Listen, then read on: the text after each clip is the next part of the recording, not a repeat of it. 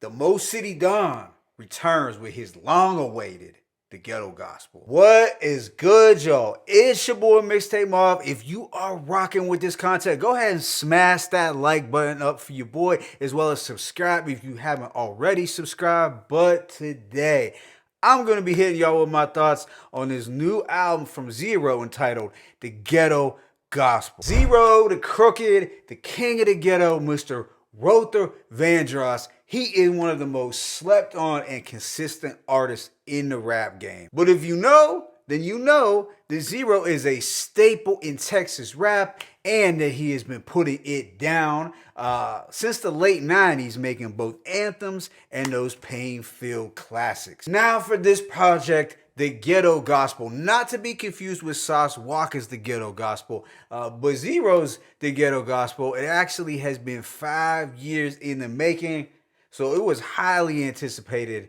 for day one, Zero fans. This time around, he is reunited with the producer duo Beanz and Cornbread, who supply all the beats. This contains 16 songs lasting about an hour and 2 minutes, but with that being said, let me go ahead and just hit y'all with that track by track breakdown. The opener, intro, it sets this gospel tone straight out the gate. We get some pastor-like words from the comedian Billy Sorrells, and Zero is giving out some game. The instrumental has a church-like feel with those gentle keys and organs. Yeah, altogether a solid opener that takes us to church right away. Track 2, All My Life, has some slick guitars, pianos, and that G-Funk synthesizer. That makes for a smooth backdrop for the Mo City Don to talk about his grind and how he could teach a course on rags to riches. I found the hook from Roe to be pretty captivating, and as a whole, it is a decent track. Not a favorite,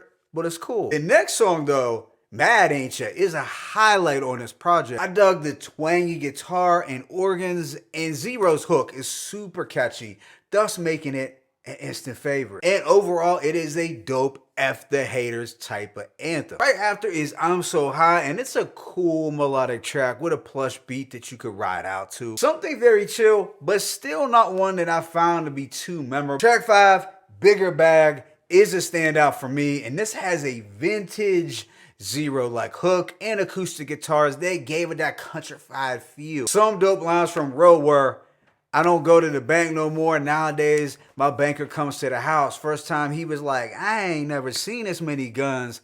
Welcome to the South. The following song, Pimpin' Over Here, is just filled with these lush playa vibes. It's a pimpin' paradise with an attractive hook from Roe. Yeah, this one is just cleaner than a bar of soap. And I could have also envisioned a Bun B feature. Then there is another highlight still shining with Paul Wall and Mike D.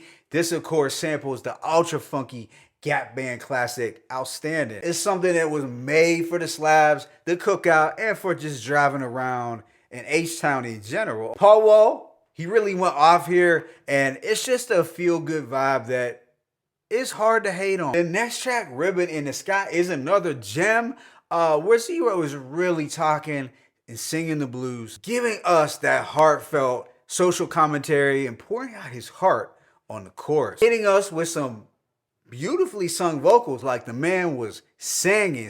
Track 9, We All We Got, returns to those funky sounds. It's a breezy, feel-good gangster groove that you can't go wrong with either. I was really getting strong cookout block party vibes with this one, and I loved how it was just dripping in that funk. Afterwards is We Okay, and it goes more in that syrupy atmospheric direction. The theme here is that Zero will be okay despite the fake people who don't rock with him. While it is a solid track, I did not view it as a highlight. Track 11, My Life, was better though, as Zero gave us a signature like hook, and I found the instrumental just be a bit more appealing. The next song, Clear, I'm kind of on the fence about. So while it's a fun and good vibe overall, don't get me wrong, there was something a bit dated about the production. Maybe that was intentional.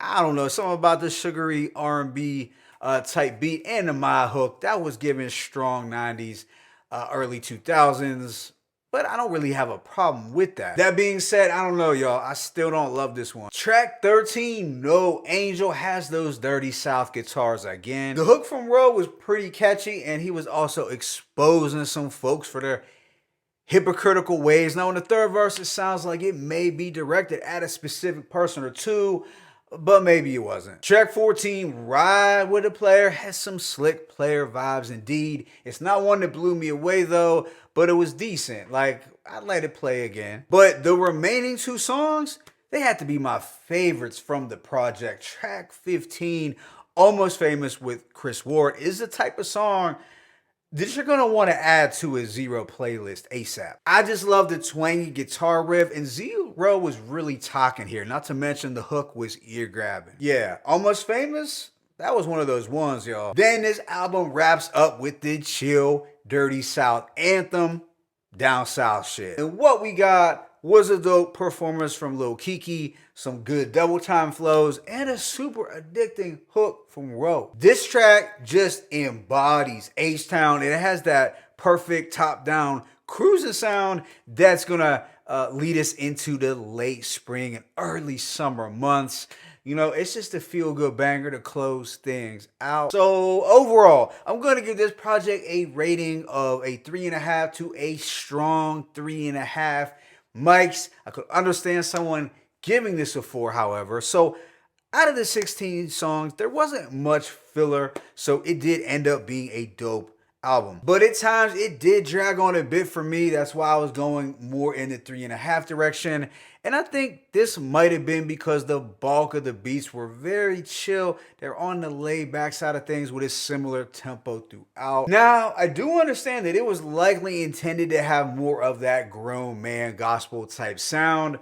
But I think had he have trimmed down some of the tracks, then it might have been a little less sluggish. And there was also a part of me that did desire an up-tempo banger or two, because Zero is known to do that.